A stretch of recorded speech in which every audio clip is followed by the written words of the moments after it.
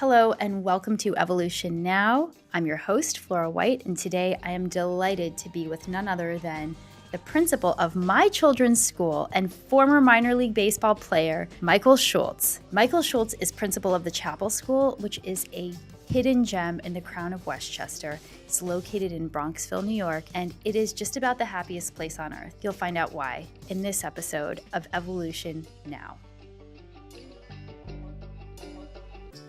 Mr. Shultz, welcome. Thank you for being here with me today on Evolution Now. It is a pleasure to have you here today. Thank you for having me. I'm excited to be here and look forward to helping out here. Absolutely. So I asked you to be here on the show today because our sons, Sebastian and River, are happy students at the Chapel School in second and third grade. We love the school and the community so much. And it got me thinking, what makes the Chapel School so special?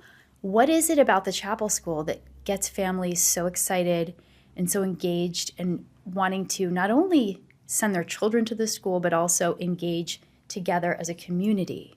So I asked you here today, and thank you for taking time to tell us a little bit about it, what the magic is behind the Chapel School. So I think what it really comes down to is community. When people ask what makes the Chapel School special, that's the first thing that comes to mind. The word family comes up a lot. I feel like the engaged parents and the faculty and staff and the children are all kind of part of one big family. And although I'm not necessarily old enough to be parent or grandparent to all of them, that's sort of how I feel. Like that's my family. The Chapel School is a Lutheran school, but can you tell us what that means? Yeah, so the Lutheran school system is the second largest parochial school system in the country, behind Catholic schools, obviously. Sometimes there's a misconception that you have to be Lutheran or that to attend. Tell us about the diverse student body. We're racially, ethnically, socioeconomically diverse. We're religiously diverse. We're proud of our Lutheran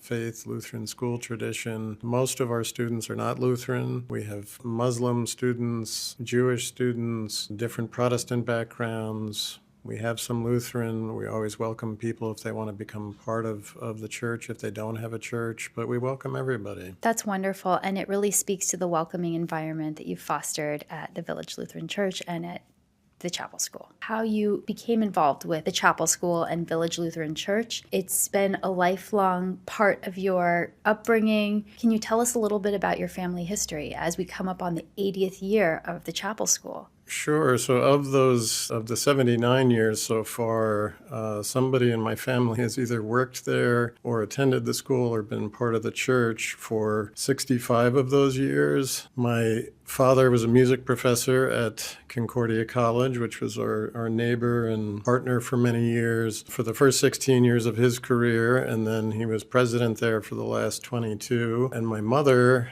actually taught kindergarten at the Chapel School for 22 years. We overlapped 1 year where we worked together before she retired, but I actually attended the Chapel School. I was baptized at the church, confirmed at the church, and graduated from the school in 1982. When I finished up my master's program, I had gotten into some interviews with some of the public school districts, that was kind of my original intent. And the principal at the time, Richard Rath, had me work as a sub for a little bit, and position opened up, and he was really excited with my athletic background for me to start up or restart the Chapel Chargers athletics program. So I not only was a classroom teacher, but I taught phys ed for the K-8. When my kids had art or music or another prep, I would take another class and do phys ed with them. And then the real exciting was they gave me the opportunity to start up this after-school sports program. So within the first year, I had softball, soccer, multiple basketball teams that we put together, and it really just enhanced what we were able to offer there. And then I fell in love with the place. I planned to maybe stay for a year or two and then kind of make my way back into the public school system. I couldn't imagine working with children and not having the opportunity to share my faith. When you're looking at disciplinary issues and that, being able to talk to them about forgiveness and faith formation and that sort of thing. everything. And so now almost 30, this is my 30th year. It's just such a special place. And having been involved, my sister and my 4 brothers also all graduated from the school. They've worked there in different capacities. My sister did the youth choir for the church. My dad was actually the organist at the church for a few years. As I talk about family, it's really a home for me. And now your next generation, your daughter, is a teacher. Yeah, so nothing planned, no pressure, but all 3 of my children are actually all educators now, are in the process of becoming educators. Well, you must be so proud, Mr. Shultz, and I still call you Mr. Shultz, even though we're both adults. I'm just in the habit. You mentioned sports and coaching as one of the areas that you excel in and that you connect with children through, and you have a professional background as a baseball player with the Brewers. Can you tell us a bit about that, Mr. Shultz, and how that came about?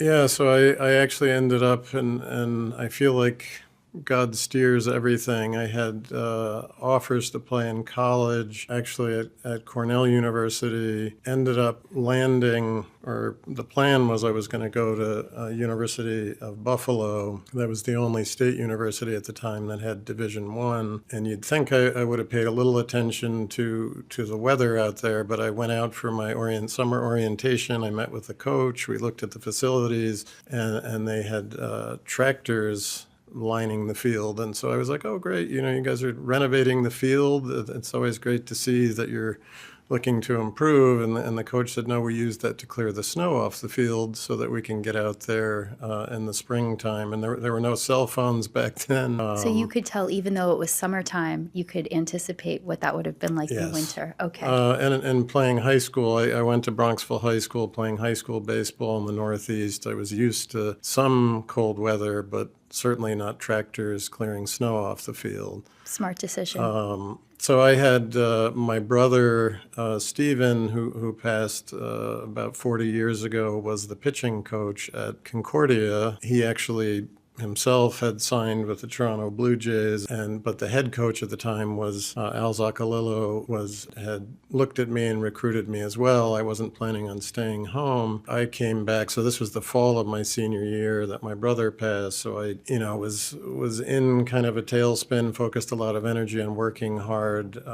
He knew that I had talent, and he wanted me to focus on that. Had you already been on a track to play baseball at that point? That was the plan, and I was getting recruited. My high school coach actually had some professional scouts come and watch me play, as well as the college recruiters. But I was distracted, understandably, Of course. Which is probably part of the reason why I didn't pay attention to the fact that I think in 77 or 78, Buffalo had like 6 feet of snow or something like that. And I went to see Coach Zaccolillo, and I said, listen, I know you had recruited me before. I don't know if you have a roster spot. I'd like to try out for the team, walk on, if something could be worked out. He said, give me a second. And went into his office and came back out. Actually had my brother's jersey in his hand, and he said, you know what, we had retired this, but if you're going to come back and play, I want you to wear it. And then, right away I had the opportunity to play as a freshman. I don't want to get into all the accolades in that, but I had a very successful freshman season, which was kind of unusual. I was only 17 years old. It just, again, everything just felt like it was part of God's plan for me to be there. And then similar to how I ended up staying at Chapel much longer than anticipated, then I did stay there for the 3 years Coach Zaccolillo had left. I was supposed to get drafted by the Tigers my junior year. All but I think I had 19 at bats. I had mono and had lost like 30 pounds and was weak. And Tigers still wanted to draft me. And I had a feeling a good friend of mine from Concordia had signed, or was going to sign with them, John Doherty, who's also local from Eastchester. I think they were going to take us as a package deal, but I figured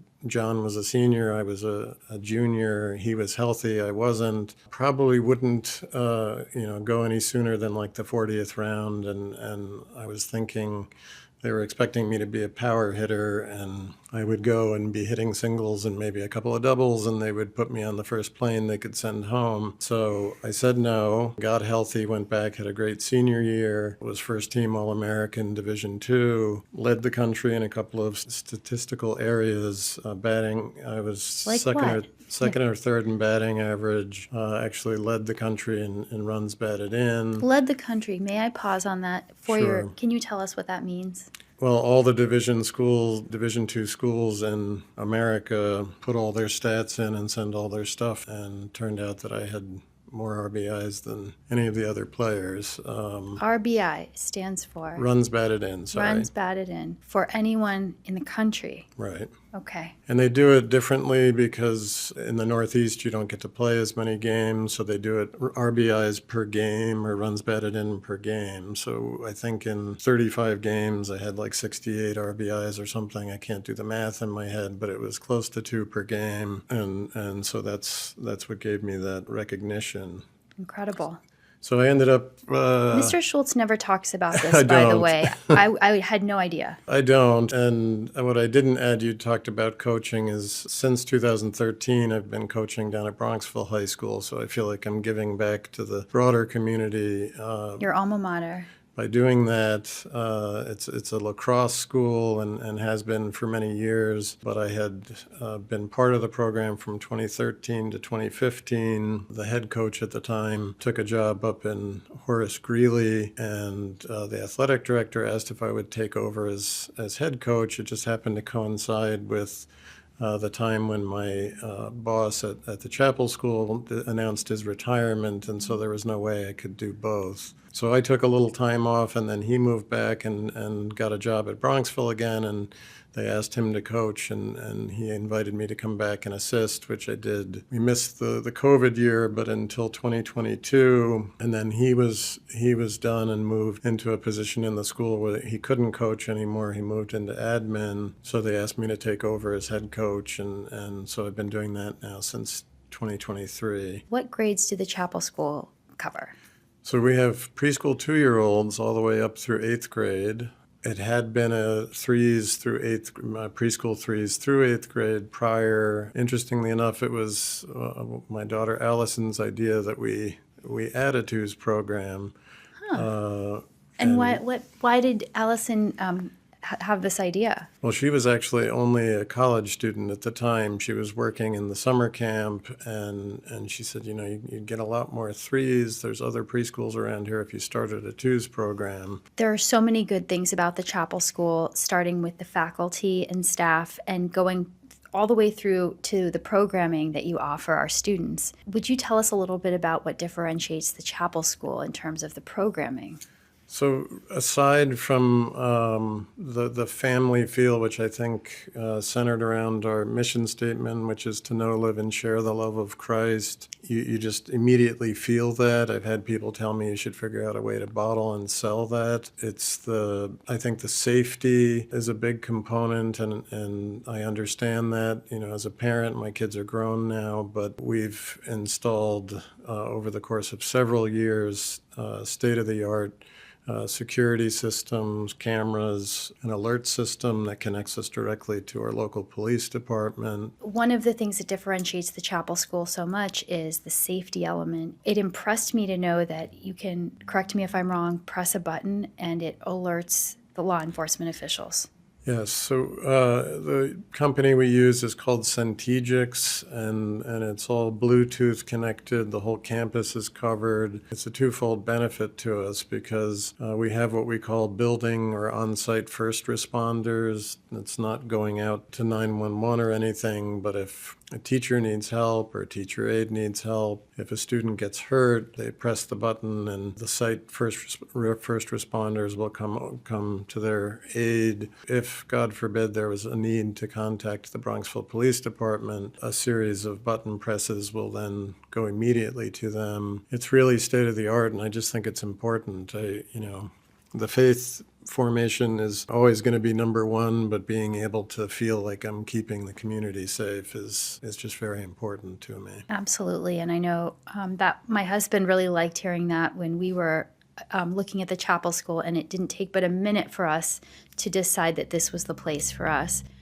In a time where there is, unfortunately, gun violence in schools and other types of violence inflicted on students, safety is ever more important. I know this is an area that many schools struggle with. Fortunately, at the chapel school, you're well covered. You have state-of-the-art security systems in place, and thank goodness that that's especially strong. Yeah, we're actually the only school in Westchester that I'm aware of that has a partnership with Centix. I think there's a couple of schools out on Long Island, but they're based out of Atlanta, Georgia, and have been trying to kind of crack into this market. It is extremely expensive. It's not difficult as far as training the staff and that sort of thing, but just for campus of our size, we've invested tens of thousands of dollars into this. So I can only imagine if you're in a public school setting where you've got, much larger scattered buildings, you'd be running into the six-figure area to implement something like that. The state does offer safety grants, and so we have used some of those to offset the cost. But it was just a priority for us. It's not just peace of mind for us, like you said, as prospective parents, the idea of knowing you're sending your child somewhere where they're going to be not just cared for and educated and have an excellent academic program, but you don't have to worry about their safety. Absolutely. One of the things our kids love so much is all of the dynamic and interesting, well-rounded programming that TCS offers, from golf to squash to music, choir, theater. I could name more. Tell us about that. I mean, it's not only nurturing the student, but also preparing them for the workforce far earlier than maybe many parents even think about that. Yeah, I think the rationale behind having so many offerings, even though we're a relatively small school, it connects to the safety. It's not the security of the building, but just the children feeling safe, feeling nurtured. That's the time where they can take some risks and try some things that might be of interest to them. And they feel so comfortable and safe that they, students who may never have thought about stepping on a stage might audition for the fall musical for the 1st through 3rd grade, or they might audition for the spring musical for the 4th through 8th grade. We're doing 101 Dalmatians this year. That is just absolutely adorable when there's going to be puppies all over the stage, but students playing puppies. But it's just so great to see them up on stage and getting comfortable, remembering lines, following choreography, and just trying something, taking a risk. Our athletics programs, we try to offer as much as we can. We have golf, where we partner with Lake Isle Country Club and Kevin Chin. We have in-house volleyball, which is fun. They can try that out. We have connection with the CYO, even though we're a Lutheran school, they've welcomed us in. Basketball, cross-country, spring track. And again, we've had, going back to when I was running the program, we've had students go on to play high school, have successful high school careers, play in college. I have a young man, Max Pierce, who is on the Harlem Globetrotters, who played for me for 3 years when he was in 6th, 7th, and 8th grade. But that's not our objective. Our objective is so that they understand teamwork, they understand hard work, they develop resiliency. And coming back to the faith base, it's that they're conducting themselves in a competitive environment as good sports. And the camaraderie that's developed, I think I've mentioned to you before. Again, my baby, who's going to be 23 next week. Happy birthday. Her basketball teammates that a couple of the dads and I coached since they were in the feeder clinic in kindergarten all the way through 8th grade are still so close that every year they go away on vacation together, the moms and the daughters. I've made some good friends through the PTO, the Parent Teachers Organization. Some of my good girlfriends now are moms of children in my kids' classes, and we've gone out together to dinner, drinks, all sorts of things. And it's based on volunteering together and sharing that common mission to make our children's experience the best it can be, and is already so great that we want to be a part of it. We want to show up and see each other and be in the world that they're in, because it's that great. Yeah, you spend time volunteering together, sitting on the side of the basketball court watching games on your winter Saturdays and Sundays, that's special. That's something that, if you think about it, as a parent, the idea of you're entrusting your children to our care, you want to be connected and involved, and there's nothing more precious than your child, and it's important that we as a school embrace them as our children. And so that kind of, I'm circling back to the family idea, but that's really kind of the formula that, has organically come out of the Chapel School. The Chapel School is a jewel in the crown of Westchester, and it's a hidden gem, but you do so much work that a lot of people probably don't know about, and some of it is donating to local nonprofits. Can you tell us a bit about that program, Mr. Shultz? Yeah, so we've partnered with Feeding Westchester and then the local Eastchester Community Action Program. Every month we have a charity that offerings are collected for the Community Service Associates Kitchen Food Bank over in Mount Vernon. There's a partnership with both school and church where we bring food down there on Wednesdays. One of the exciting programs and I've just seen such a tremendous change in the students who've had the opportunity to lead these initiatives. We have what's called SL2, Service Learning Student Leaders, where middle school students, as a religion project, will actually research a charity. There's a series of requirements that they have to put together, but then they essentially do a boardroom pitch to a group of us to have the opportunity to lead a school-wide service learning initiative for their charity of choice. And so every year since I took over as principal, we've had 2 or 3 students or groups of students that have led those initiatives. And so it's giving back, it's serving others, it's having that as something that's second nature. We've collected clothing, coats. It's just wonderful to see young people who embrace the idea of putting somebody else ahead of themselves, being empathetic to what it might be like to being cold. Where the PTO is collecting coats right now, and the bins are overflowing every day with people dropping coats off. That just is another reminder of how special the people in the community are. Absolutely. It's learning to give back, and it's also preparing students for the real world, how to put together a project plan, deliver a pitch. And really, you can never learn those skills too early, but learning them in the context of service, in the context of empathy, which is so important today more than ever, is just so important and so valuable. So as we talk about those values like empathy and putting others first,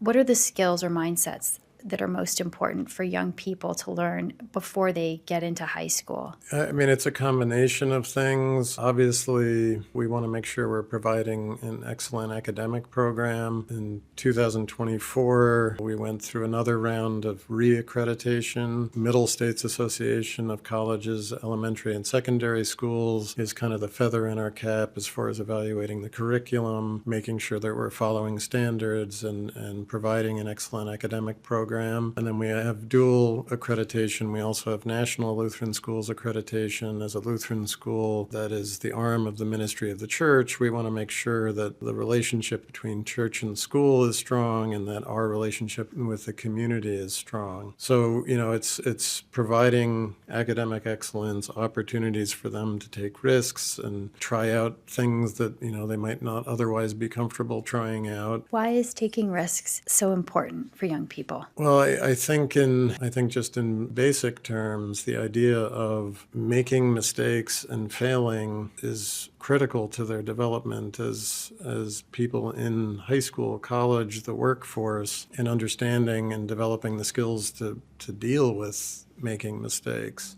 And I'll funnel back to the baseball question a little bit. So I think what I have learned most, not just from loving the ins and outs of the game, is there's no other game or sport that prepares you better for failure and resilience. You get guys making, now if you get 1 out of 4, you get on base, you're making $10 to $20 million a year, which means 3 out of 4 times you're failing. And so if you can learn how to deal with it, some things are going to provide more opportunities for failure than others. But if you can figure out a way to deal with that, you get more comfortable trying new things and taking more risks, because it's not destroying you, it's making you stronger. And so that's what we try to instill in the kids, is understand you wouldn't be in school if you knew everything. So if you make some mistakes on a test or on a project, now is the time to learn. And sometimes I'll use the sky isn't falling analogy with a child. It's part of life. It's part of your journey. You're going to make mistakes. You're going to have bumps in the road. You're not going to get perfect scores on everything, but learning how to deal with,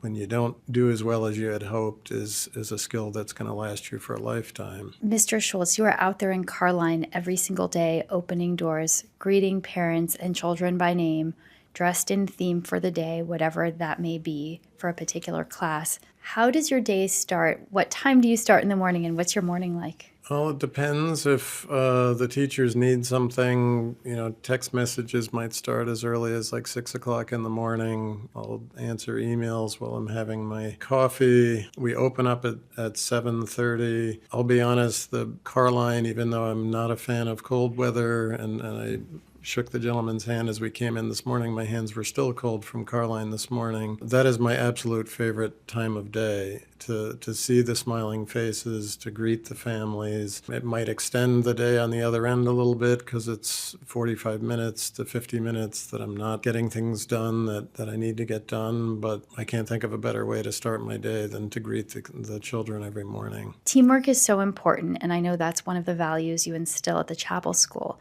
Can you tell us about your team at TCS? Sure. It is the most dedicated and wonderful group of people that you can imagine working with. I think about the pandemic and how that turned education on its head. Some teachers described it as if being 10,000 feet in the air on an airplane, building an airplane while you're flying. We had young tech-savvy teachers. We had more experienced teachers who had been doing it for 20 plus years, and everybody adapted because, again, their focus was, what do we do for the children? And as I said, the family is important, and that's who we are. The teachers love each and every child as if they're their own. And at the end of the year, even though they might just be moving to a classroom next door, down the hallway, or upstairs, most of them, they try not to do it publicly, but are in tears at the thought of parting ways with these kids they've developed these strong relationships with. And they're all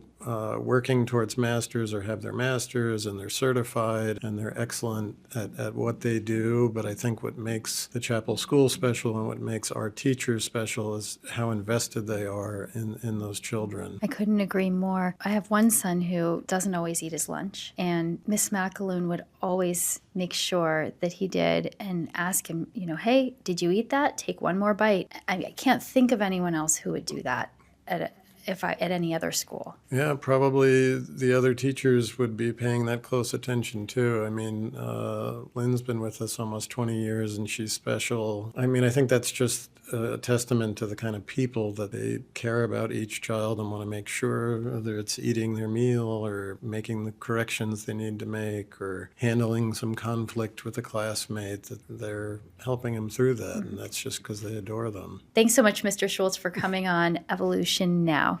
Thanks for having me. And that concludes this episode of Evolution Now. Stick around for next week when I talk to my pastor, Pete Jones of Hitchcock Presbyterian Church.